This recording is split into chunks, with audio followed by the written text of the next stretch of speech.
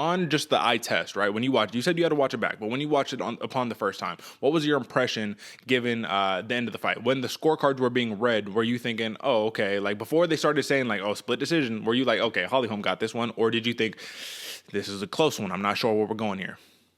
Nah, I thought Holly Holm had it, man. Thought she had it in the bag, no problem. I guess thinking about it, it was a little closer than I was expecting because Viana was landing the heavier shots, the bigger shots. Yeah. But all that control time that Holly had, she was in her domain where Vieira was like the scared cat that's just flinging shit around, where he's tapping you, but it's not really doing any effect, Sure. you know. And that's why I thought Holly had the fight, man. Even though I was going for Vieira, I still saw it that Holly had the fight. Rough one though. What about you? Well, I thought that Holly Holm had done what she needed to do. I thought she took the veteran approach. I thought it was close, though. I didn't think it was going to be just a runaway Holly Holm victory. I thought it was going to be close, and I thought Holly Holm would win via like a 48-47 type situation, just because, I mean, she was kind of getting knocked around by some of those strikes. When Vieira landed, Holly Holm's head was getting knocked back. She was kind of all over the place, you know. She would go into this kind of uncharacteristic Holly Holm territory where she also looked a little like a step slow. You know what I mean? She didn't look like the Holly Holm of old. She looks like the old Holly Holm, 40-year-old Holly Holm. But it happens, man. 19th month layoff. That's just kind of the name of the game. So let's talk numbers, brother. Total strikes for Holly Holm: 188 of 263, right? So high volume. Ketlen Vieira, 122 of 190. So when we really break it down, brother, I mean, Holly Holm outstruck Ketlen Vieira by, let's see, 66 strikes, and she notched 10 minutes and 3 seconds of control time. Now, this control time was a little bit different than your normal standard control time because this was a lot of up against the cage, clinch work, right? This wasn't, I took you down and I held you there. If it was 10 minutes of that type of control time, I think without a doubt Holly Holm would have won. But in the eyes of the judges, they might think, oh, you're just holding them against the cage. You're not doing anything. So I want your perspective there. Given that Holly Holm was landing a bunch of little pot shots, a bunch of little, you know what I mean, just like arm strikes, not like even throwing her hip into it, just little shots here and there. How effective do you consider that type of striking in comparison to the bombs that Vieira was landing? I mean, she hit the spinning back elbow. She hit some good stuff on Holly Holm, kicked her in the face, all that. What do you think? Yeah, no, I can see what you're talking about because if that's my fighter, my athlete that's in there that's doing the pot shots, I think they count for a lot because it is harder to hold somebody up against the cage than it is to on the ground. Sometimes a lot of the time when they're fighting, you hit your ground, you're kind of just willing to play in that guard. You're willing to stay there. If you're on your feet against the cage, you're trying to move. You're trying to, shuck them up a little bit and get turn the hip and get outside, circle out. But I mean, at the same point, you think about it, like in the actual fight, if it's me in the fight, some dude just landing pot shots on you, it's not really that big of a concern. So you're not really worried about it. You're just looking to set up the next one where the big shots, those big head kicks, the big power shots, those do have a visual impact, nonetheless, a physical and mental impact against the fighter. So overall, I probably wouldn't count them as much. But at the same point, I guess the judges, and this one didn't, but we know in past, for good examples, Alexander the TJ Dillashaw, the TJ Dillashaw Corey Sandhagen fight, where he's same thing. He had him up against the fence, all that control time, pot shots are working. They counted it. They did. So man, I don't personally. What about you? Yeah, you know what? That's a very good point that you make because they did count a lot for TJ Dillashaw, and that's kind of what gave him the fight by that. And Corey Sandhagen had the same argument. He was all like, well, he wasn't really doing much, just kind of holding me against the cage, right? So I guess the reason why I thought that this was different is because Ketlen Vieira clearly was trying to explode out from that position, and Holly Holm just held her there. She couldn't. So you should get points for being able to control where the fight takes place. I think that's very important. But at the end of the day, like I said, man, I can understand that Ketlen Vieira had the bigger moments in the fight, right? Like the big moments. But overall, when you take it and you're being controlled 3 of 5 minutes, and you add that up over time, Holly Holm in a 25-minute fight controlled the fight for almost half of the entire fight. So you should definitely get some points for that one. The thing that was interesting, AJ, you talked about it when the mics were cold. You said that you gave Holly Holmes rounds 2 and 4, or you get Ketlen Vieira, rounds 2 and 4, right? And I'm like, okay, I could definitely see round 2. Even Holly Holm admitted it. She was all like, yeah, round 2, she had me in the rear naked choke. Like, okay, of course, right? And if you give her round 4, okay, that's the momentum, the downhill nature of Ketlen Vieira, the bigger shots. But when you look at the actual scorecards, man, I think it was rounds 2, 3, and 4. the judges gave to the two judges, not Sal D'Amato, but the two judges who scored it for Vieira gave those rounds to Vieira. So that means Holly Holm only won rounds 1 and 5, which is like, hold on, what are we watching here? So through and through, AJ, do you think, because obviously people are calling right now, open scoring, right? They should know, da da da da da. Of course, we know that's not going to happen. We've been calling for this. This is not even the most egregious account of it. There's been so many fights where it's like, no, we need this, right?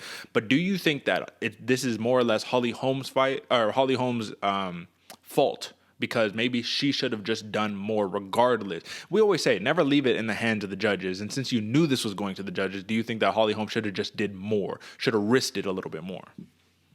Yeah, I mean, yeah, because she lost, like that's ultimately at the end of the day, yes, because that's the fact that happened. But looking back on it, revisionist history, I don't think there was much more she could have done, like we all know that we were even predicting that she's not going to be able to knock out Ketlen Vieira. She's not able to have that kind of power she used to back in the day. The boxing's so crisp and so technical that it leads to the decision fight, and just convincing the judges that was the fight. It was hard too, because I was watching at the end. All they were doing on the screen is playing a bunch of Ketlen Vieira big shots. All they were doing was playing the big shots that she was landing. So the judges are looking at that like, oh yeah, this is what happened through the whole fight. Big shot, big head kick, Yeah. big punches, lefts, rights. So I think it was a little biasy on that point, but there's not really much Holly Holm could do other than what she was already doing. Maybe take her to the ground and control her there. But Ketlen Vieira is so dangerous on the ground. You don't want that. I think the clinch work was the game plan to have. Very hard one, man. Because do you see anything else she could have done different? Well, let's take a look at the stats real fast, man. If we take a look at the stats, it tells a little bit of a bigger picture. So Holly Holm will be in the red, and for those who are watching, we're looking at the UFC stats page. Holly Holm is in the red, and Ketlen Vieira is in the blue. So you look at the significant strikes, man. I mean, round 1, she landed 6, 2, 14, 3, 18, 4, 37, and 5, 21. So, I mean, we could have had a little bit of a higher volume approach from a Holly Holm, right? Because like I said, a lot of her work was done in the clinch, but she didn't really want to stand and just trade and box with Ketlen Vieira, which is understandable, man. You feel that power. You're like, hold on, we don't need to be doing this. So I thought that she could have used some more of those distance strikes, some more of those side kicks, some more of those just, like, she was trying to throw up this question mark kick, and it just wasn't working for her, and she kept trying to force it a little bit, and I thought that was a little interesting. But yeah, just volume. Volume really won the day for me, I think. Would have won the day. But let's look at this, brother. So this is the MMA decisions page, man. And if anybody is like, oh, what do you mean? Vieira clearly won that fight, da-da-da-da-da, or why are you crying over this? The reason why people are complaining over this is because when you look at the masses, when you look at the numbers, we're probably looking at what? Maybe 15, 18 votes over here, and I would say like 16 of the 18 votes are in favor of Holly Holm. The majority of them is for a 48-47. 2 of them are for a 49-46, but only 2 of them for Vieira were scored 48-47. So it goes to show that not only that one, but the verdict app also showed that Holly Holm won it pretty convincingly. It just kind of goes to show, brother. It's like, judges got this one wrong. Judges got this one wrong. And I don't think there's really anything else to say in that regard but this question. And the question is, I mean, Ketlen Vieira believes this, but do you believe that with this win over Holly Holm, who is the number 2 contender in the bantamweight division, a former champion herself, literally the biggest gatekeeper you could possibly have to the bantamweight championship, is Ketlen Vieira the next runner-up to fight the winner of Juliana Pena versus Amanda Nunes in their rematch coming up after The Ultimate Fighter? Yeah, I feel like she has to be. There's it's one of the timing's right for Vieira to get that next shot, because there's not really another one I would think that could come up unless we see somebody take out Vieira. But yeah, I think she has the next shot. What about you? Yeah, it's sad to say, because like off a win like this, I'm just like, I don't know if this is how you want to propel yourself, but a win is a win is a win. And like I said, it just is what it is, man. We can't sit here and cry over spilled milk. We can complain a little bit. Can't cry over spilled milk though. And we just got to see, man, is she, I mean, let's ask this question though. Let's predict the future a little bit.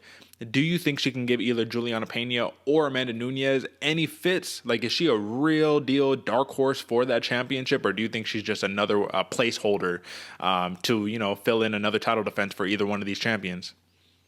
Man, I don't want to say placeholder, but I'm thinking placeholder, because it's the Pena and Nunez are just so damn good, man. And we all underestimated Pena before, and she's going to come back even better than that. Yeah. Same with Amanda Nunez. So the levels that they're going to push each other in that fight, I feel like are just going to leave more and more of the competition in the dust, you know? Yeah, man. I think Ketlen Vieira too. One of the things that works for her so much, she's so big, man, so big and strong. Like, I mean, obviously she got controlled again by Holly Holm, but Holly Holm is so big herself, 5'8", man, all of 5'8", stacked, jacked, and throwing power out the. Listen, man. I'll just say Ketlen Vieira. I think she is a problem, but I think when you're talking Amanda Nunes, I mean, what are we talking about here? Juliana Pena, that could be a little more reasonable, but Amanda Nunes, come on, bro.